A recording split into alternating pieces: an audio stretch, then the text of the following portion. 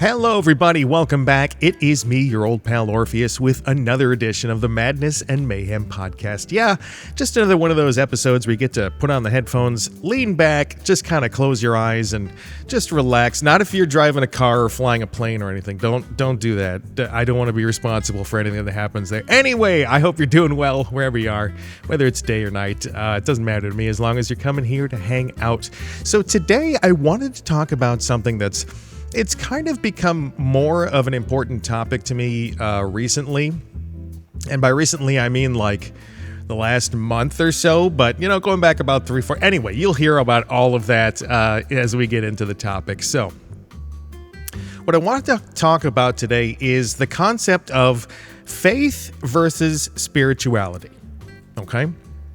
Now, a lot of people have the idea of spirituality. And let's go into things just a little bit and like define them before we go any further. And by the way, as I mentioned on my YouTube feed there, I'm sick right now, so things are going to sound a little rough here. I've got a little frog in my throat. I think I picked up the flu that's been going around. Anyway, so sorry in advance for anything like that. So let's define the two concepts in order to address them correctly, right? So let's start with faith. Faith is kind of like, how do I put this? Faith is the ability to dance to the music you haven't heard yet. That's a little thing that I was given as an adage a long time ago. It's being able to hear the music and dance to it before you hear it. You know what I'm saying?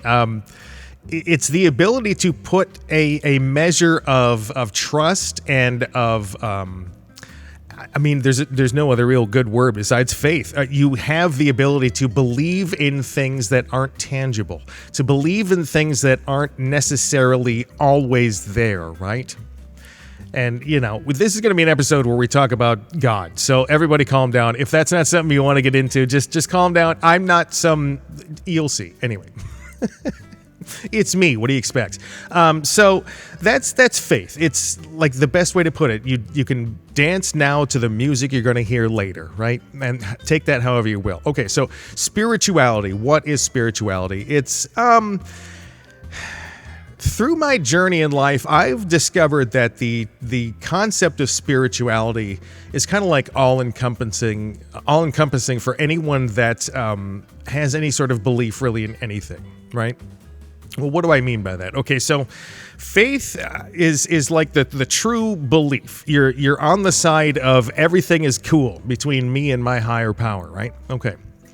Spirituality is more of anything from like Wicca or, Celtic nature spirituality, shamanism, people that love crystals and everything. But that's the part that most people think of when you say spirituality. Oh, they like to light incense and sage smudge sticks, and they like to chant and go out in the woods naked and stuff. That's not all of what spirituality is, and I think that's kind of become like a catch-all term for the weirder occult and like spiritual crystal healing and all that stuff. Reiki or whatever.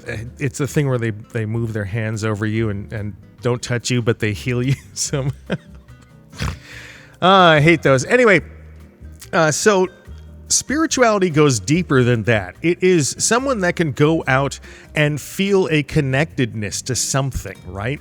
It can be the earth, it can be the sky, it can be the flying spaghetti monster. It doesn't matter what it is, right?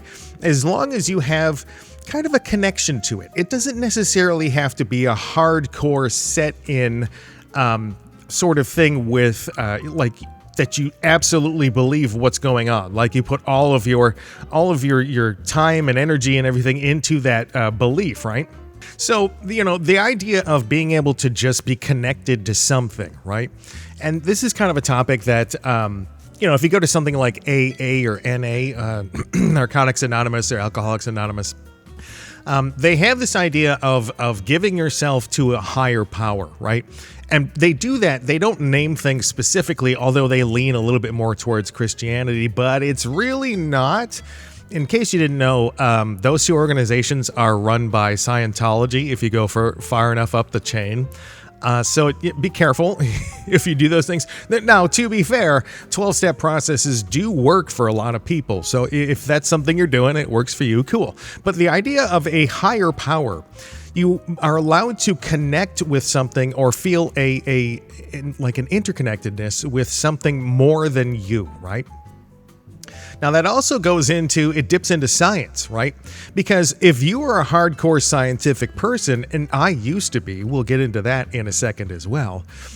If you're a hardcore science person and you believe in all of the laws of physics and quantum mechanics and string theory and cosmology, and you study the planets, you study their orbits, and that's cosmology, by the way.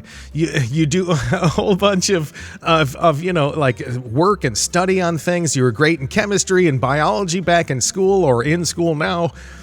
You have a sense of spirituality as well. You may not define it that way consciously, right? But you have this connection, this sort of interconnected feeling with science, okay? Where am I going with all this? Okay. So let me start with me a long time ago. Not really a long time ago. We'll go like 15 years back from now, all the way till I was, very young. Okay, so during the main part of my life, I would say a science person. Just out there, I was hard set on facts. It's kind of like, why would you buy a house that you've never seen pictures of? or never even, seen any real details about that. The kind of like putting faith in things for me when I was growing up was very difficult, and it was kind of non-existent because my mental conditions kind of almost force a logical view on the world. If you've seen some of my content or heard some of it, you might know I deal with a lot of what might be called neurodivergent issues these days. I won't get into it here, but I mean, go browse my channel a little bit. It's all over the place. Look at the bio for my channel, So it's something, it's always been like almost a forced logical Vulcan kind of way of looking at the world. And it's been difficult to feel anything when it comes to being connected with just anything, right? And I tried to force it so much over the years. Like I've almost literally been almost every religion that is available for a period of time, anywhere from a couple of months to a year or two or whatever. And I'm talking like, no, not kidding, like all the way down from Wiccan and Celtic shamanism, all the way up through Buddhism, Taoism, Catholic Church, Presbyterian Church, synagogue. I've done it all. I haven't dipped into things like Scientology or Islam or anything like that. They never. I mean, Scientology is a cult, folks.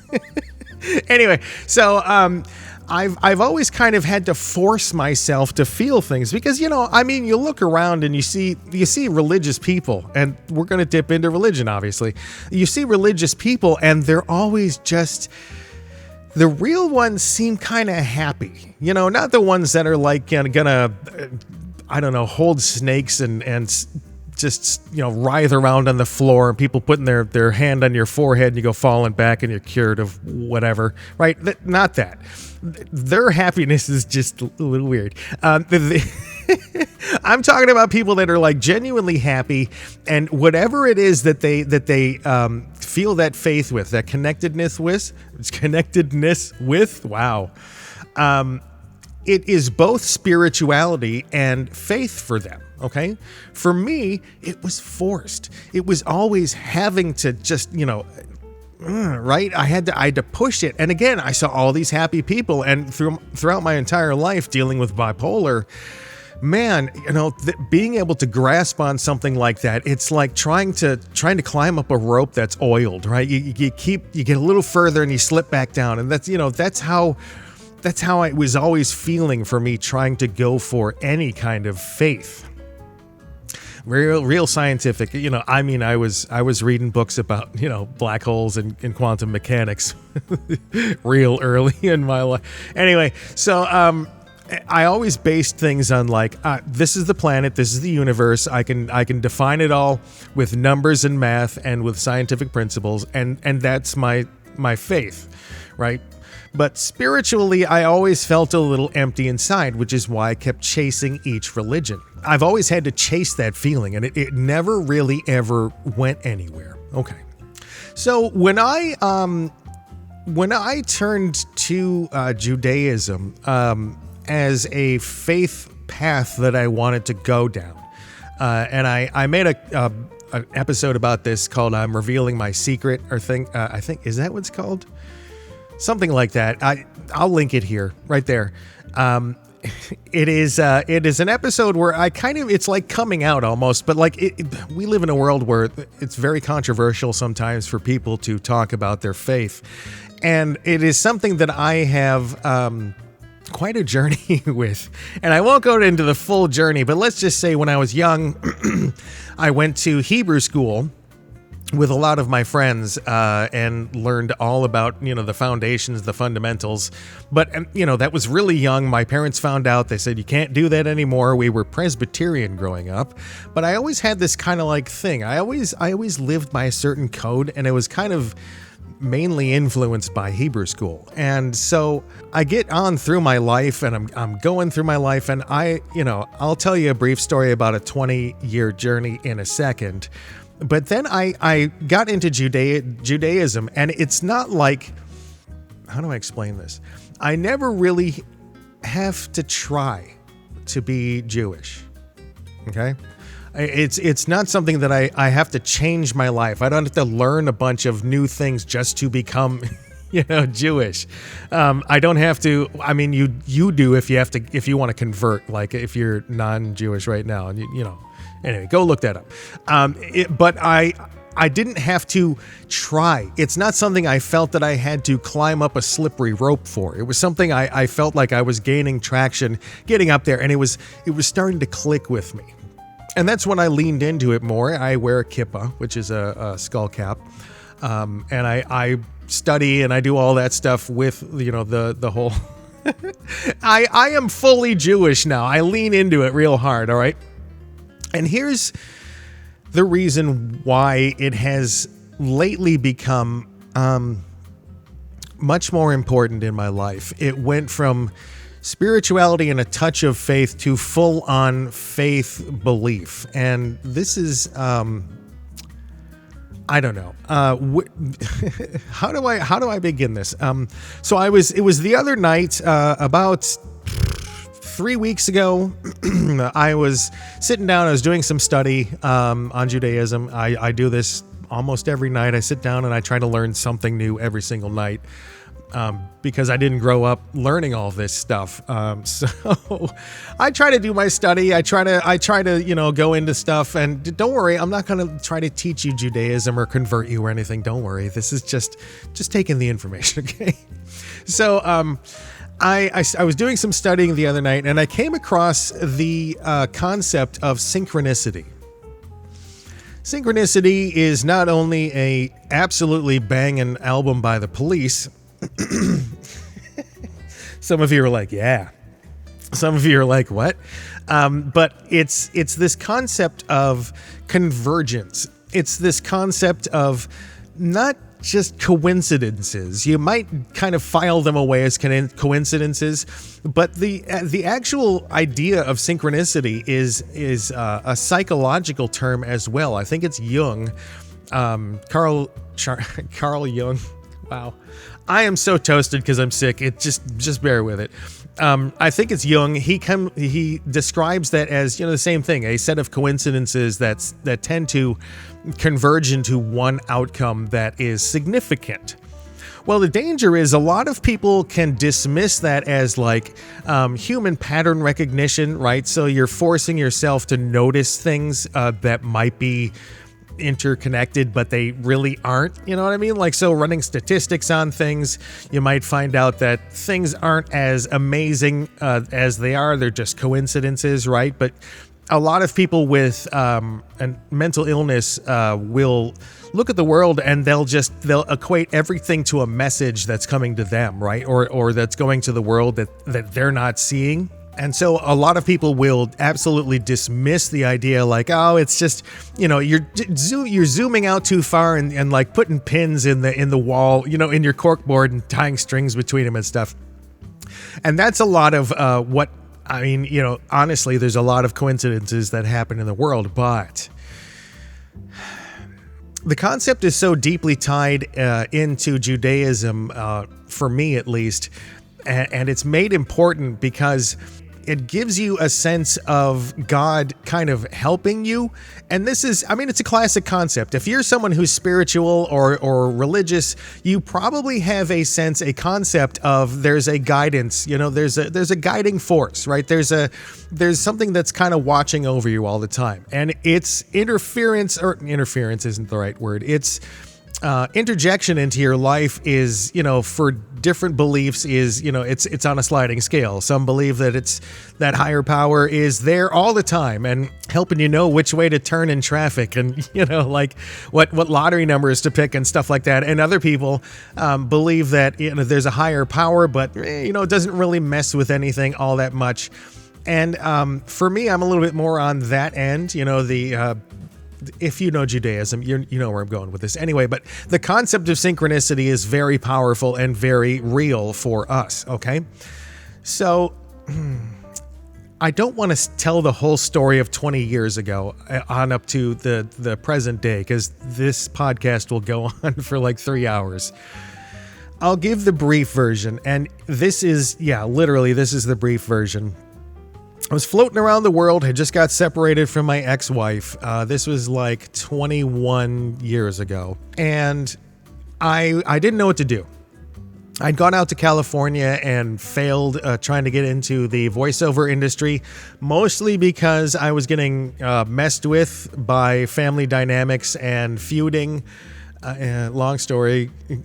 I don't even remember which episode I did on it. It's somewhere in my catalog, whatever. So I came back to Michigan and I was completely lost. I didn't know what was going on. I had moved back in with my parents, but they hated it. I was like, 30 years old, I think, at that point. And my parents were like, you can't be here, man. It was like, I was like, I don't know what to do with my life. I have nothing. I can't go to my wife, who's about to become my ex-wife 12 years from then. Long story. So she, I had nowhere to go. I didn't have any friends anymore. I'd floated around the world so much I didn't know anybody in Michigan. I didn't know anybody within like a 500-mile radius, right? And so my parents decided to put me up as a caretaker at a hunting ranch that my dad was a part of. And this was like dozens of square miles of land bordered up against state land. And so they said on the off season, you can go up there and you can caretake, because the hunting season for various things generally runs from about like October or September, October until about like March or so. Yeah, that's the general broad set of where hunting mostly takes place. And so the other times of the year, this place was pretty much nothing, but it takes a beating during the winter in Michigan. And so things need to get painted and fixed. The fence line needs to be patrolled to look for poachers, to see if they've cut through the fence and repair those. Go out, and there was a couple times I had to go out and shoot beavers that were messing up the rivers and making roads overflow and get washed out and stuff. Just general stuff like that. And for me, it was like, normally that would be great. Like I grew up doing that stuff. I grew up on that hunting ranch on weekends and vacations, just, riding motorcycles and shooting guns and all sorts of stuff like that, and camping and hiking and, just being an outdoorsy person. And, it was just empty for me. I felt nothing.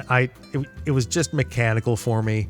I went out every day and ride a four-wheeler or a motorcycle out onto a part of the property and fix things. And normally that ride for me would be just so freeing and liberating. And every single time it was just empty. And was lost. And it was like a 50-50 for me every single day. Do I keep going, or do I go out in the woods and delete? You know, I was really that kind of lost in life. I was doing nothing. And so, like, my life just consisted of going to town, getting supplies, or whatever I needed for the day, food to come back and cook or eat, whatever. And I'd stop at a gas station, pick up some beer and beef jerky, and go back to the ranch and, just kind of do my thing. I'd drink my beer, eat my beef jerky, eat a cheeseburger, watch TV, fall asleep, do it all again the next day. And it was just day after day, week after week, and nothing was going on in my life. And at the time, I was driving a 1989 Crown Victoria. Oh yeah, maroon on the outside and the inside, plush velour on the inside. It was a pimp car all the way. This thing was gorgeous, but it was old. And at the time, I was one of the only things that I was proud of was this car. And I would go and wash this thing like 3 times a week, whether it needed it or not. And one of these times, I decided to do a really deep clean. And I don't know if they have these still at the coin op spray washes. There's a setting that was like engine degreaser and tire cleaner. And I don't know if they still have it at a lot of places. I haven't seen it at the ones in my town because I think they just removed it because nobody uses it because they don't really know what to do. So, what you do is you pop the hood while everything's nice and still warm. You spray this stuff all over it. And then you just kind of leave it while you can shut the hood, spray it on your tires as well, leave it, do a little bit more work on your car, right? Do the washing, come back and you pop the hood again and you spray all that stuff off, spray off your tires. And it really does work, like it would take off the grease and everything and all the dust and all that stuff. And, your engine compartment looks nice. Your tires look nice. Well, when you do that to a 1989 car that's been driving around on back roads and that's been, it's been taken care of, but it was like, 2005 at that point, right? So, I washed it maybe a little bit too much, but it was still running, so it was still fine. And I drove out of town and I stopped at that gas station, went in, got my beer and beef jerky, went back out to the car. Turned the key, nothing, just not even a click. It was just like, oh no, right? So I popped the hood and I did what every man does. I popped the hood and I put my hands on my hips and I looked at everything, right? I'm just kind of looking over here and I'm looking over there because that's the miraculous thing men think we can do. We can look at something and figure out, oh yes, that blue wire sticking out of the top of the engine is out. No, that's never what it is. You know that. So I was like, just staring at the hood, staring at the engine like, I mean, it must be wet, whatever, but I don't know what I'm supposed to do here. So we didn't have cell phones. No, normal people didn't carry cell phones around everywhere all the time to record every moment of their lives. That wasn't a thing. Cameras were crap, okay, on phones. They were like blurry, pixelated shit, okay? So we didn't do that. We didn't have a need to call each other all the time. The people that did that were really regarded as exceptionally annoying. If I saw someone in traffic, talking on a phone, I would do what other comedians had done in the past, and I would take out I would take my shoe off and start talking into my shoe like real animated and look over at them just to kind of, give them the idea that they're an idiot. And so I didn't have a cell phone on me. It was back at my 68 Airstream trailer that I was living in on that property. Oh, it was gorgeous. Anyway, dumpy on the inside, but nice on the outside. And I was like, shit, what am I going to do? And I was like, oh, the gas station here has a payphone. So I walk over to the payphone and the gal behind the counter goes, nah, it's broken. I'm like, oh shit, what am I going to do, man? Right. And she goes, you can use the phone here at the gas station if you want, right here behind the counter. And I'm like, seriously? She says, yeah. Who do you need to call? I said, my mechanic, and he was known in the town. So whip out a phone book. There you go. Okay, give him a call. I'm like, here's what's going on. He said, did you wash the engine? Yes. Okay, that's what's going on. The spark plug boots are probably wet. He said, go out, pull them off, wait about a half an hour, put them back on. Should be fine. Okay, thank you. Hang up. And I'm just like to the gal, I'm like, thank you so much. I really appreciate it. This is kind of, made a crappy night a lot better. I thank you. And I go back outside. I was just sitting there waiting, and it's a half an hour. I put the boots back on, and I, turn the key, vroom, turns right on. Okay, cool. I dip my head back into the gas station. I'm like, thanks again. Go back to the ranch, to my 68 Airstream trailer, and just kind of go to sleep. Okay. Well, as it is, I was brought up to kind of, it's bad the way that this sounds, but empty gestures. My dad and I were international salespeople, my brother as well. I did it for a little bit. But one of the tricks that you use to get time with executives is you schmooze the secretaries or the people that, give you access to that person. And so, we would, my dad would carry little gifts like perfume or scarves or, little trinkets, things like that. So we literally had a suitcase, an extra suitcase that we would carry around the world with us. And this was before they screwed you on baggage fees and everything. So we would bring an extra suitcase full of these little trinkets and baubles and perfumes and lotions and potions and stuff. And we would just, give them to the secretaries as we traveled around. And we were kind of known for that, right? So that was kind of the mindset that I had going through life from that on. And so I was like, I'll do something, kind of nice. I'll get a little trinket for this gal. And I went and I got a little Care Bear and a card. And I was like, thanks for helping me out. I really appreciate it. If you want to go out for maybe a drink or something, give me a call. And when I wrote this, it was like totally not like I didn't want to go out and have a drink with somebody, right? It was just like a gesture, like the thing you do, right? Oh, thanks. Here's my number. If you want, say hi, whatever. Let's go get a drink sometime. If she had called, I would have been like, I don't know, maybe not, right? So I drop off the stuff. She looks at it. She reads the card and she says, I don't drink, but if you want to go hang out sometime, just let me know. I'm like, okay, cool, because again, I was in a period of time in my life that I did not care. I could give no shits about being in a relationship. It was not something that I was interested in at all. But I was like, I got a new PS2 and I got some games and I could use someone to just kind of talk to, right?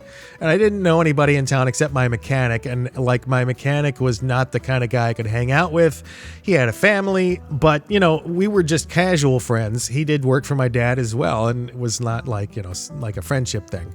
And so I'm like, yeah, I stopped by another time after that. And I'm like, why don't you come by after work? We'll play some PS2.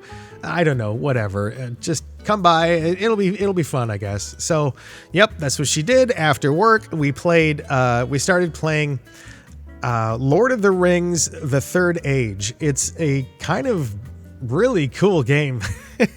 You're this party of adventurers that's like always off camera for the Lord of the Rings movies, right? So if they panned a little bit further left, that's where you guys are, like either observing something or fighting something on the side to keep them away from the main cast or whatever. It's a cool game, but it's like turn-based and strategy, and you have to cast buffs and spells and debuffs and heals and like use items and all that. It's basically an RPG, like and not an MMO RPG, but just a regular good old-fashioned one. And those were kind of rare on the PS2 at that point. But this was actually a good one. So over the days, we started playing this game, and it was like just hanging out, two buddies. Like, hey, how was work? Cool. Oh, this asshole came in. Oh, I hate assholes, But I've acted that way too. Just like this is normal chat between two people. It was not like guy and girl getting to know each other for a relationship at all, right? But it started to turn into that. And we got a little bit deeper into our relationship. And after a bit, we became boyfriend and girlfriend. And after that, we moved in. And she graduated from school as we were living together. And so what we did, she had gotten me back into radio. She had actually motivated me to go back and, get a job in radio. I was doing great. Another number one, top rated news person and reporter and all that stuff. Anyway, another story for another time. But she had graduated, and it was like, all right, time to flex those experience and graduation muscles, right? So we did a race. We both put out applications all over the United States. And when I say all over the place, it was like from Alaska in a town where it was only accessible by road like 5 months out of the year. It was only boats. No, not even boats. It was just planes for the rest of the time of the year because it froze over. We put out ones on the Navajo Reservation. We put out ones down in Florida and like just all over the place, right? And, you know, both of us would get phone calls and interviews, and it was like, you know, that doesn't feel like a good fit. Or they'd like, you know, they'd call back and go, oh, you're not the right person for the job, in whatever nice way that they tried to do. Some of them weren't so nice. So finally, what we're, you know, what the game was is whoever got a job first, we were going to move there. Okay. We were going to pick up everything we had and move to wherever that town was. Okay. So she got the job first, and it was a doozy. It was on the Navajo Reservation, and so we were like, all right, well, this should be fun, right? You know, it's going to be an adventure, if nothing else. And so it was the northeast corner of Arizona. And I mean, like, we were high enough up in elevation that we had to use those alternative baking directions that you get on like cupcakes and shit like that, right? So I think we were like 10,000 or 9,900 or something like that above sea level. So high enough that when you get there, you have altitude sickness for a good few weeks as your body gets used to lower oxygen and stuff. It was crazy. But like the fun part was when we went off the res, I felt like supercharged because there was so much more oxygen all the time. Anyway, interesting story there. So there we are, you know, we're on the Navajo Res. We're living there for 2 years. The housing was on the property of the school, and it was like subsidized sort of by the school, but they took the money directly out of the paycheck for the house. So that was a cool deal, except they cut the program that my wife was in. Oh my gosh, that was hell. So we're like, shit, what do we do? You know, and we did the race again. And she kept winning this race of getting jobs over and over. But the thing was, we basically took these jobs at random. The thing that we always wanted to do was go back to Michigan and get a job there, but no one was ever hiring in Michigan. There were never any jobs where we could, you know, get things set up for either of us. And it, you know, because Michigan was, I guess, premium real estate or so, whatever. We'd never get anything there. So we'd bounce around. We went up to Utah. We went back down to a couple places in Arizona. We, you know, we interviewed over in Iowa. We like drove over there. We were out of Michigan. So we'd go back to Michigan, back to, you know, a place to stay with her folks once in a while to like home base it, right? And so, again, just kind of basically rolling the dice. Whoever got the job first, that's where we went, right? So we finally, she gets this job in this city that's in the Southwest, in Arizona. I'm not going to go any deeper than that because there's no reason to. And, you know, this job that she gets is amazing. It's been the one that we've been at for the last 15 and a half years. We've lived here. And so this job for her was like this opportunity to grow and get experience and get respect from the community. And I mean, wow, has that happened? She's touched so many lives. I'm so proud of her for what she's done. She's saved lives. She's changed lives. That's for sure. I can definitely say that about my wife. So we get here, and it was like just this cool place to live, and it was just like this unusual place to live for us. Never a place that we would have picked, but you know, it was young couple adventure mode. So you know, let's go, right? And so we move here, and we get settled in, and it's been 15 and a half years.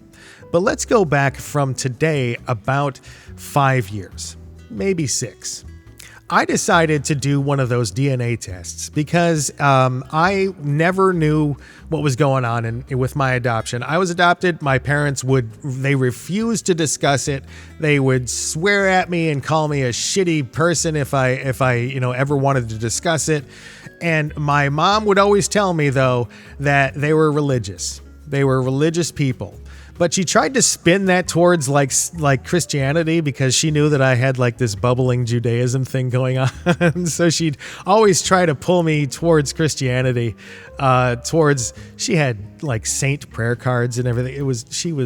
If you've listened to my other content, you know she's nuts too. Anyway, so I had always kind of felt lost with that. Anyway, so here we are. I decided 6 years ago to get that DNA test because there was a special on something. I was finally like, maybe I'll do this, because years ago when 23andMe first came out, oh my God, it was like $800 or something like that to get your genome checked. But no one was in the database, and all it was just telling you where you were from, right? So now these days, obviously, you probably know about them. They link you to people that have similar DNA to you. And so like the idea is that you can start finding people that are in your family. Well, for me, I never knew a damn thing about my family, my biological family. Nothing. Not a thing. And so, the idea of getting this DNA test done was like, well, maybe it will answer some questions here, because I had theories, I had theories about where I came from. Like maybe it was my dad and the housekeeper, like an Arnold Schwarzenegger thing going on. So I'm like, this will answer some questions, because they have very diverse, very different biological genomes to look at, right? And so I got this done. It comes back and it tells me that I am, this much this, and and a good chunk Jewish. So I was like, right? That's kind of interesting. But what it also showed me is I'm not the two ethnicities that my dad and the housekeeper were. Okay, absolutely not. But it told me that I was French, Scottish, and Jewish. So that's what I am. I'm a French, Scottish Jew. Insert joke here. So the thing is, I was like, wow, this is really enlightening. I finally have an answer to what my nationality is, because I have all these like different ethnic traits about me. I've got a big nose. I've got big lips. I've got curly hair in some places and straight hair in others. And like my skin is olive and I tan real dark, but then I come back to olive, and and it's always been a mystery to me. And it's always been a mystery to people that are pretty good at spotting that stuff. They're like, yeah, I don't know what you are. Something Mediterranean, whatever. So I found out this information. I'm like, yeah, that's cool, man. I have an identity. For the first time, I had an ethnic heritage to be proud of. Not only that, I had 3, right? Wow. And so I got the flags, put them in my house, the little ones, and I'm proud of, where I come from. Well, part of that process is they start sending you emails from those companies of people that you're connected to, that are in your family. Well, I mean, if you've done it, you know that like 99% of them, if not all of them for some people, are just like, oh, it's your second cousin's 5th cousin twice removed, or it's your grandparents' uncle's 4th cousin. It's like your 5th cousin's brother. And you're just like, what? And you go look this up, and like 5th cousin, you're like, that person has nothing to do with me, right? And they're just a pin on a board, right? And you get there are thousands and thousands of people that are these like really distant relations. So even if you like start trying to map them out, you're going to go insane, and it's going to take you 50 years to get like all the people down so you figure out who you are, right? Well, one day I get an email about a cousin that was a first cousin, and I get an email about a second cousin. And so I contact them. They're from the same family. And I'm like, hey, this is pretty exciting for me. I tell my brief story. And the person that answers isn't those two people, but instead the wife of the second cousin. And so turns out she's a librarian, and not just a librarian. She's a librarian who likes to do genealogy. She's like, that's her thing, right? So she gets all these DNA things. She's managing a huge family tree on one of these sites, and like has everybody listed and all these things. And every time she finds a new person, she plugs them in, and that's another person on there. And then she helps those people. So for me, she was like, hey, you plug in, you fit right here. And I'm like, that's cool. So she started looking on her off time, and she started, popping in emails to me telling me about, oh, this person's mom is your, great aunt, or this person is your aunt. And, these people are already done. They're already dead. And there's these people over here that we don't talk to, and all these blah, blah, blah. So I get filled in on all these people in my new family, not new family, but my biological family. And I start seeing pictures of people that are in the family. And for me, that, it was such a connection, because growing up, every family photo was like a bunch of people that all looked, like light skinned and like blue eyed or brown eyed, but light skinned, freckles and stuff like that. And then there's me, this little brown kid off in the corner, because I'd been tanning that summer, and I look nothing like anyone else in the family. So seeing people that look like me was like, oh my gosh, right? That's amazing. And so it started to get like, oh, I'm so excited. I have a family. But we still couldn't find my mom, and we were drilling, and she finally found her. And I did an episode about this, a podcast about this a few years ago when I first discovered it. And for me, it was like, oh my gosh, I finally know. And we haven't been able to pin down my dad. He could be one of 3 people in a family that I've talked to. 2 of them are dead. 1 they don't talk to. They don't think it's him, but they're snobbish, and it seems like it might be a little scandal in their family. So they didn't want to talk about it. And so I don't really talk to them, but it's one of 3 people. But we know hard set who my biological mother is. So boom, first it was just a name. And so she starts helping me, the wife starts helping me to do a little bit of research, and she kind of like hands me off different places to look, and just basic things like Google searches and stuff. Grok wasn't, and AI searches were not very good back then, so, and this is just a few years ago to tell you how much it's advanced. But here's the name, here's some information, the birth records, the death records, the marriage records. We had the name of the person that my biological mother was married to when she gave birth to me. So technically he would be my father, but that's, technicality. I haven't gotten my original birth certificate yet. I haven't gone and gotten that done yet. Michigan's records department is an absolute snake nest. It's horrible to get anything from them.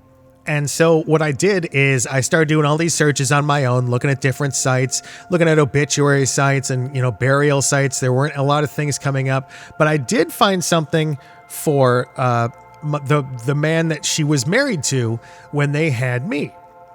And so I had his name, I had his birth and death records, and so I'm like, let me do an obituary and burial site search, because that's a thing. You can enter someone's name, it'll tell you where they're buried, it'll tell you the plot where they're buried, right?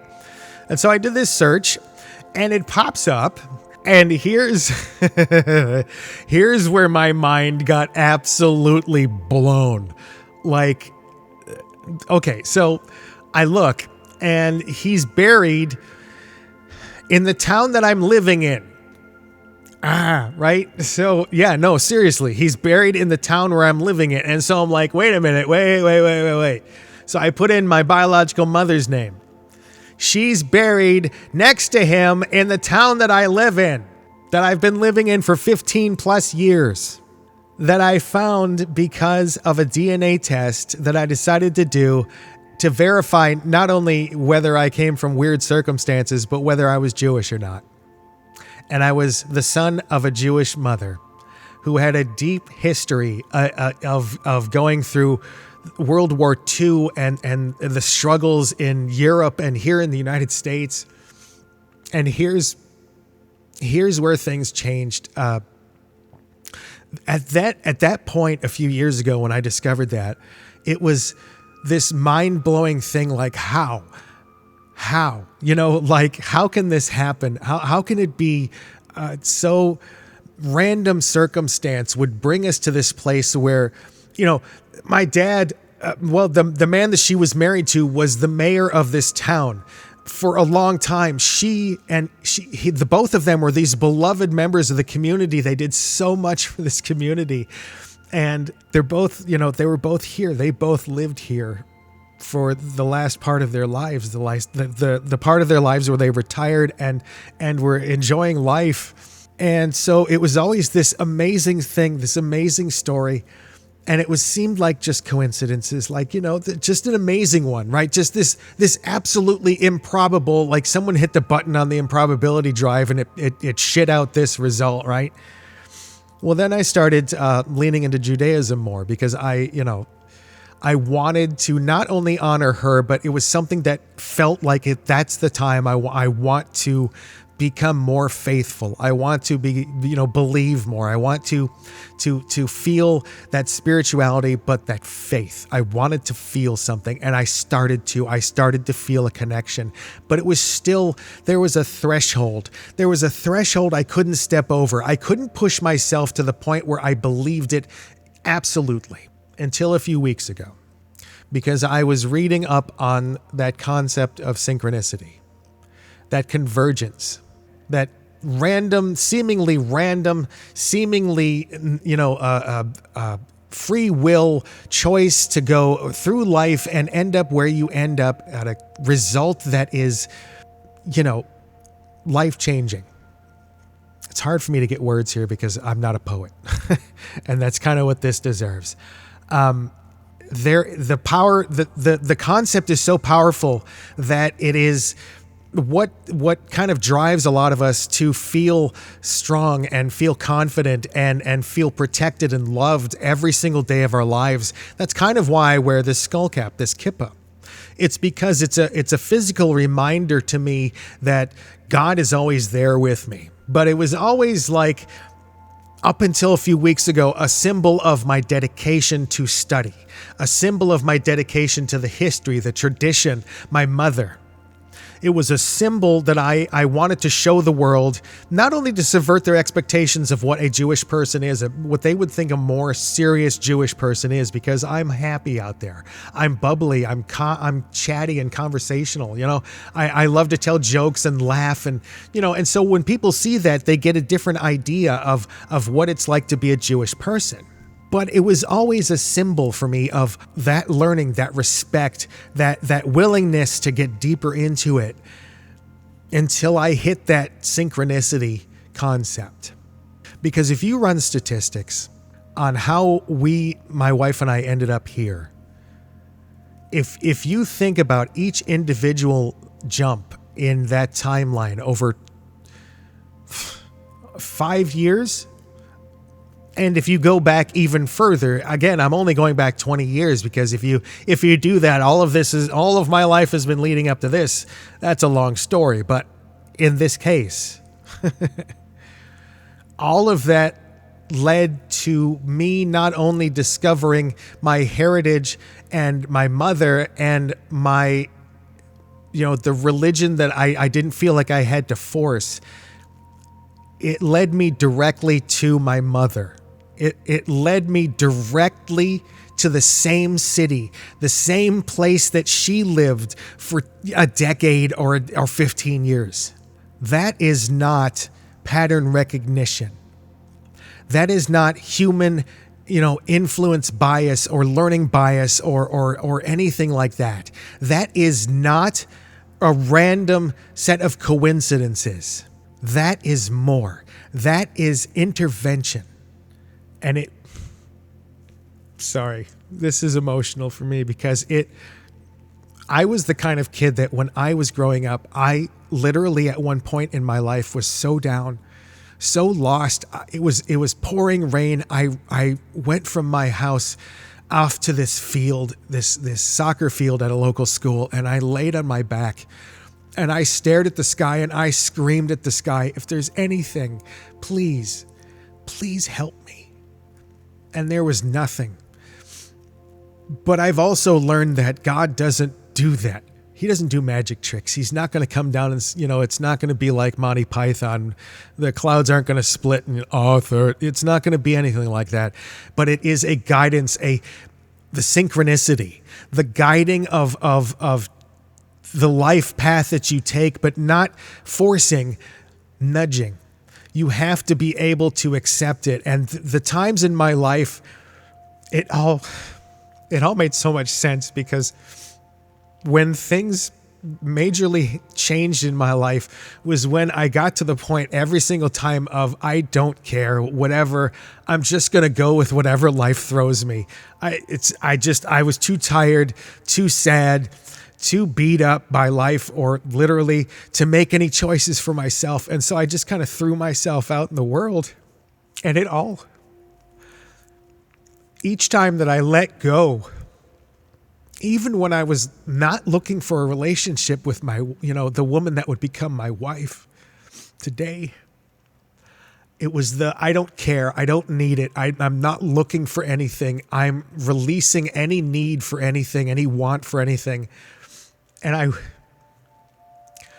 I was guided to the woman who led me to this town. I was guided to this town via the circumstances that life gave us when we just threw ourselves at it, when we let the guidance kind of just come to us. And it made me believe. I understand. I'm smiling right now. This isn't sad crying. It made me understand why people were so happy that had faith. It made me understand why those people were able to go through life with such a feeling of warmth and never being alone. And suddenly that skull cap on the back of my head, that kippa, you might call it a yarmulke, whatever you know it by, it became more than just a symbol. It became a symbol of my true faith. I have been smiling for days and days now because I feel so just watched after, looked after, cared for. Now, I don't know if you have faith. I don't know if you even have spirituality. I don't even know if you're someone that's totally agnostic and is listening to this so you can shit post me later in the comments. I don't know. And if you are, I don't care. You be you, man. If you want to hate on me, that's cool. I don't care. But if you're someone that is spiritual but not faithful, or if you have that true faith, keep going. Keep letting life guide you. Don't just not make choices, obviously. Let things happen, because for me, the idea of synchronicity was just one more plug, one more thing that plugged in for me that just, it made it real. It was like the keystone at the top of an arch that's been building for me for years. And it plugged in and it made everything, the rest of it, a real experience. It made everything, it put it in perspective for me.